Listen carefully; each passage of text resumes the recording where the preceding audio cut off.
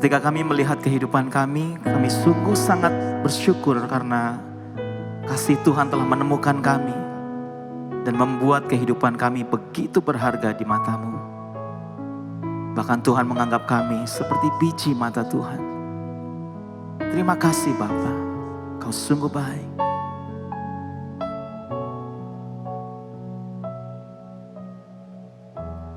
Kasih setiamu yang ku rasakan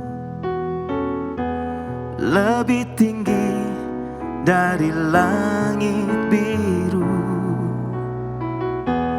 Kebaikan-Mu yang telah Kau nyatakan lebih dalam dari lautan. Berkat-Mu yang telah ku terima sempat membuatku terpesona. Apa yang tak pernah ku pikirkan, itu yang Kau sediakan bagiku. Siapakah aku ini Tuhan? Jadi biji mata-Mu. Dengan apakah ku balas Tuhan selain puji dan sembah Kau? Siapakah aku ini Tuhan? Jadi biji mata-Mu.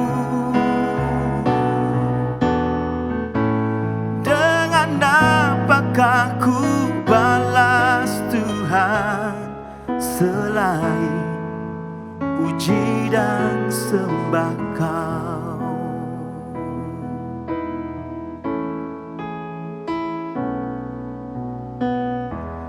Kasih setiamu yang ku rasakan lebih tinggi dari langit biru. Kebaikan-Mu yang telah Kau nyatakan lebih dalam dari lautan.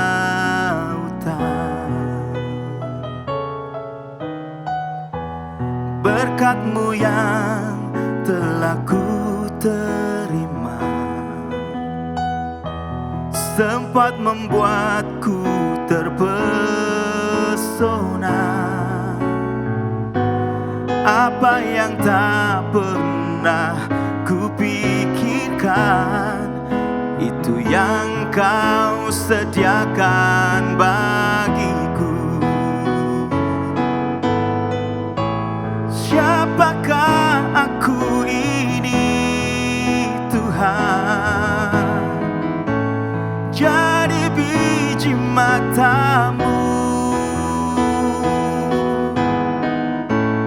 Dengan apakah ku balas Tuhan selain puji dan sembah Kau? Siapakah aku ini Tuhan? Jadi biji mata-Mu. Dengan apakah ku balas Tuhan selain puji dan sembah Kau? Selain puji dan sembah Kau. Selain puji dan sembah Kau.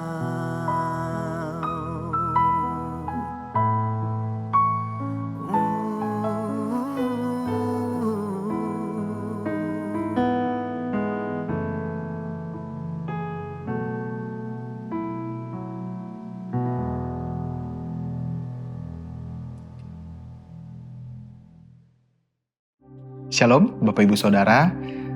Pada kali ini kita akan membuka dari satu kitab yang luar biasa, yaitu kitab Bilangan. Kitab Bilangan ini merupakan kitab yang sangat-sangat cukup panjang sebenarnya, tapi kita akan coba telaah dari beberapa bagian. Ya, saya akan jelaskan dulu sedikit secara singkat kitab Bilangan itu seperti apa. Sebenarnya kitab Bilangan itu kitab yang sangat-sangat unik. Ya, di sini dikatakan bahwa kitab Bilangan ini merupakan peristiwa perhitungan umat Israel. Dan ini berarti ada sensus. Terjadi 2 sensus di sini. Sensus yang pertama ada di pasal 1, dan sensus yang berikutnya itu ada di dataran Moab sebelum masuk tanah perjanjian. Itu di pasal yang ke-26. Dan itulah sebabnya kitab Bilangan itu disebut sebagai Numbers dalam bahasa Inggris, dan dalam bahasa Ibrani disebutnya juga Bemidbar, yang artinya di padang gurun. Ya, jadi memang isinya tentang perjalanan umat Israel di padang gurun. Ini perjalanan yang luar biasa panjang dan terdiri dari beberapa bagian. Di sini ada 3 bagian yang akan saya coba telusuri. Bagian pertama itu sensus umat Israel dari pasal 1 sampai 10. Kemudian ini adalah awal perjalanan umat Israel dari Sinai. Terus bagian yang tengah itu merupakan bagian di mana Musa juga merasa struggle, ya, dan juga di sini umat sering bersungut-sungut, ya, serta bangsa Israel jatuh dalam penyembahan berhala di Moab. Dan bagian terakhir terdiri dari sensus kedua, ya, kemudian ada peraturan korban, dan ini peraturan-peraturan yang di pasal-pasal terakhir, serta persiapan terakhir di perbatasan tanah perjanjian. Wow, luar biasa Bapak Ibu sekalian. Jadi kita bisa melihat bahwa kesetiaan Tuhan begitu luar biasa, kekudusan dan ketaatan dari umat Israel juga diuji, dan juga ini merupakan harapan dan janji dari Tuhan. Dan di kitab Bilangan ini sebenarnya ada satu hal yang sangat-sangat penting, yaitu mengingatkan kepada identitas. Ya, sebelum nanti kita ke Bilangan 10, kita juga melihat bahwa di dalam kitab Bilangan ini ada tata tertib serta pelajaran dari kesalahan. Ya, dan ini merupakan cerminan bagi iman kita. Dan sekarang kita lihat, ya, bahwa janji Tuhan itu tidak ada yang mustahil, walaupun kelihatannya mustahil. Walaupun untuk menuju ke tanah perjanjian itu merupakan suatu hal yang luar biasa panjang, tetapi Tuhan sertai. Dan disinilah kita belajar bahwa hidup itu harus bersyukur. Ya, kalau bersungut-sungut, ya akan ada masalah-masalah yang akan kita hadapi. Dan ini kita menjalani hidup secara teratur. Kita sekarang ke Bilangan 10. Bilangan 10 ini ada 2 bagian yang luar biasa di sini. Ada bagian pertama yaitu trompet perak di ayat 1 sampai 10. Bilangan 10 ini artinya Tuhan menyuruh Musa membuat 2 trompet, 2 jenis trompet. Trompet yang pertama itu kalau ditiup bersama-sama, artinya semua umat Israel berkumpul. Dan kemudian kalau ditiup satu, itu hanya pemimpin saja yang berkumpul. Ya, dan ini trompet ini juga merupakan tanda resmi, tanda official kalau kata kita, ya, bahwa Tuhanlah yang memimpin umatnya, bukan siapa-siapa. Bahkan Musa sekalipun yang memimpin adalah Tuhan. Dan juga di bagian yang kedua, ayat 11 sampai 36 dijelaskan bahwa ini setelah hampir 1 tahun di Gunung Sinai, ada awan yang menutupi kemah suci, ya, terangkat, yaitu tanda mereka harus jalan. Jadi di sini ada pimpinan bimbingan Tuhan selalu. Dan mereka berangkat, ini unik banget, berangkat berdasarkan urutan suku, ya. Dan disinilah tabut perjanjian berjalan di depan mereka, dan mereka berdoa, ya. Saat tabut diangkat berarti minta Tuhan menghalau musuh melalui tabut perjanjian ini. Kalau tabut berhenti, minta Tuhan berdiam kembali di tengah umat. Ya, inilah pesan bahwa lewat trompet dan tabut kemudian berjalan menuju tanah perjanjian, artinya Tuhan menyertai setiap langkah umat Israel. Dan inilah awal perjalanan dari umat Israel dan saya mau meng-highlight ini ayat yang sangat penting. Salah satu ayatnya ada di Bilangan 10 ayatnya yang ke-35. Setiap kali tabut terangkat, berkatalah Musa, "Bangkitlah ya Tuhan, biarlah musuh berserak dan orang-orang membenci Engkau melarikan diri dari hadapan-Mu." Ya, sekali lagi, bangkitlah ya Tuhan, biarlah musuhmu berserak. Dari sini kita dapat belajar bahwa sebelum melangkah, satu hal yang kita bisa pelajari yaitu Musa selalu berdoa. Ya, dan Musa tidak mengandalkan strategi manusia. Ini bukan strategi manusia, tapi ini strateginya Allah. Ini strateginya Tuhan. Tuhan yang berjalan di hadapan Musa. Dan juga pelajaran berikutnya yang bisa kita ambil adalah Tuhan itu adalah pusat kemenangan. Kemenangan bukan di tangan manusia. Kemenangan bukan di tangan umat Israel. Hanya Tuhan yang memimpin kemenangan, yang menentukan kemenangan. Dan kehadiran Allah yang membuat musuh kalah. Bukan kehadiran umat Israel, bukan kehadiran Musa, tetapi terlebih kehadiran Allah. Ini yang luar biasa. Dan kita dapat aplikasikan di dalam kehidupan kita sekarang. Setiap kita mau berangkat, setiap kita mau melayani, setiap kita mau menghadapi masalah, jangan lupa berdoa. Dan biarlah tangan Tuhan yang menopang. Biarlah Tuhan berjalan di hadapan kita semua. Kita harus tahu, di dalam bilangan ini numbers, sensus. Berarti sensus kita dicari identitasnya. Kamu umat Israel atau bukan? Artinya apa? Kita umatnya Allah atau bukan?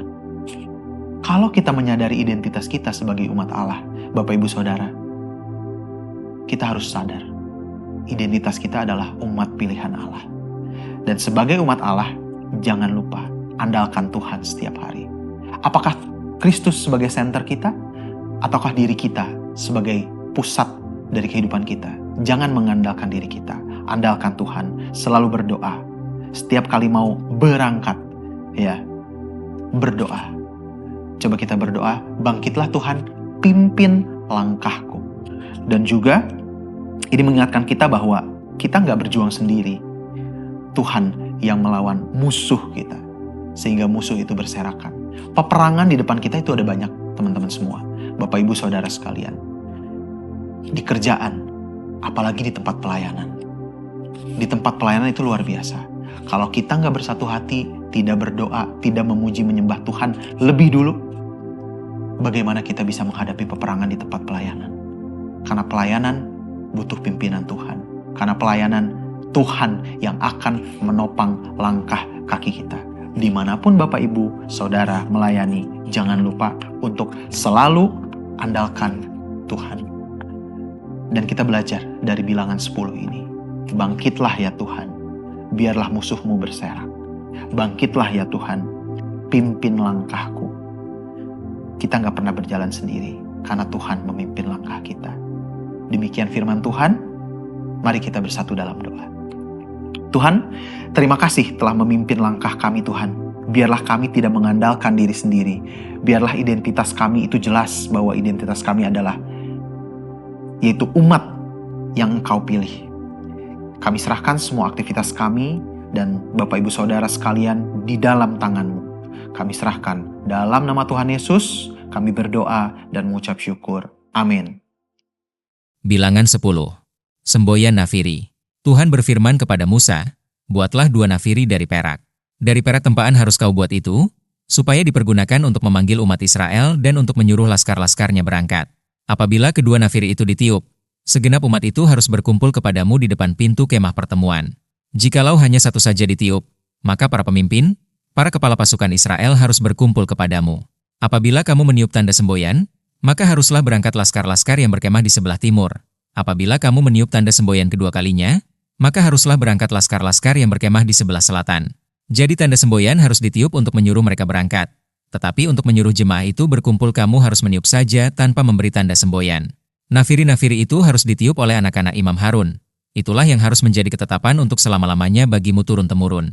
Dan apabila kamu maju berperang di negerimu melawan musuh yang menyesakan kamu harus memberi tanda semboyan dengan nafiri, supaya kamu diingat di hadapan Tuhan, Allahmu, dan diselamatkan daripada musuhmu. Juga pada hari-hari kamu bersukaria, pada perayaan-perayaanmu dan pada bulan-bulan barumu, haruslah kamu meniup nafir itu pada waktu mempersembahkan korban-korban bakaranmu dan korban-korban keselamatanmu. Maksudnya supaya kamu diingat di hadapan Allahmu. Akulah Tuhan, Allahmu. Berangkat dari Gunung Sinai. Pada tahun yang kedua, pada bulan yang kedua, pada tanggal 20 bulan itu, naiklah awan itu dari atas kemah suci, tempat hukum Allah. Lalu berangkatlah orang Israel dari padang gurun Sinai menurut aturan keberangkatan mereka, kemudian diamlah awan itu di padang gurun Paran. Itulah pertama kali mereka berangkat menurut titah Tuhan dengan perantaraan Musa. Terdahulu berangkatlah laskar yang di bawah panji-panji Bani Yehuda menurut pasukan mereka. Yang mengepalai laskar itu ialah Nahason bin Aminadab. Yang mengepalai laskar suku Bani Isahar ialah Netanel bin Zuar. Yang mengepalai laskar suku Bani Zebulon ialah Eliab bin Helon. Sesudah itu kemah suci dibongkar, dan berangkatlah Bani Gerson dan Bani Merari yang mengangkat kemah suci itu. Kemudian berangkatlah laskar yang di bawah panji-panji Ruben menurut pasukan mereka. Yang mengepalai laskar itu ialah Elizur bin Shedeor. Yang mengepalai laskar suku Bani Simeon ialah Selumiel bin Zurishadai. Yang mengepalai laskar suku Bani Gad ialah Eliasaf bin Rehuel. Sesudah itu berangkatlah orang Kehat, yang mengangkat barang-barang tempat kudus. Kemah suci sudah dipasang sebelum mereka datang. Kemudian berangkatlah laskar yang di bawah panji-panji Bani Efraim menurut pasukan mereka. Yang mengepalai laskar itu ialah Elisama bin Amihud. Yang mengepalai laskar suku Bani Manasye ialah Gamaliel bin Pedazur. Yang mengepalai laskar suku Bani Benyamin ialah Abidan bin Gideoni. Sebagai barisan penutup semua laskar itu berangkatlah laskar yang di bawah panji-panji Bani dan menurut pasukan mereka. Yang mengepalai laskar itu ialah Ahiezer bin Amishadai. Yang mengepalai laskar suku Bani Asher ialah Pagiel bin Ohran. Yang mengepalai laskar suku Bani Naftali ialah Ahira bin Enan. Itulah aturan keberangkatan orang Israel menurut pasukan mereka ketika mereka berangkat. Lalu berkatalah Musa kepada Hobab anak Rehuel orang Midian, mertua Musa, kami berangkat ke tempat yang dimaksud Tuhan ketika ia berfirman, aku akan memberikannya kepadamu. Sebab itu ikutlah bersama-sama dengan kami, maka kami akan berbuat baik kepadamu, sebab Tuhan telah menjanjikan yang baik tentang Israel. Tetapi jawabnya kepada Musa, aku tidak ikut, melainkan aku hendak pergi ke negeriku dan kepada sanak saudaraku. Kata Musa, janganlah kiranya tinggalkan kami, sebab engkaulah yang tahu bagaimana kami berkemah di padang gurun, maka engkau dapat menjadi penunjuk jalan bagi kami. Jika engkau ikut bersama-sama dengan kami, maka kebaikan yang akan dilakukan Tuhan kepada kami akan kami lakukan juga kepadamu. Lalu berangkatlah mereka dari gunung Tuhan dan berjalan 3 hari perjalanan jauhnya. Sedang tabut perjanjian Tuhan berangkat di depan mereka, dan berjalan 3 hari perjalanan jauhnya untuk mencari tempat perhentian bagi mereka. Dan awan Tuhan ada di atas mereka pada siang hari, apabila mereka berangkat dari tempat perkemahan. Apabila tabut itu berangkat, berkatalah Musa, bangkitlah, Tuhan, supaya musuhmu berserak dan orang-orang yang membenci engkau melarikan diri dari hadapanmu. Dan apabila tabut itu berhenti, berkatalah ia, kembalilah, Tuhan, kepada umat Israel yang beribu-ribu laksa ini.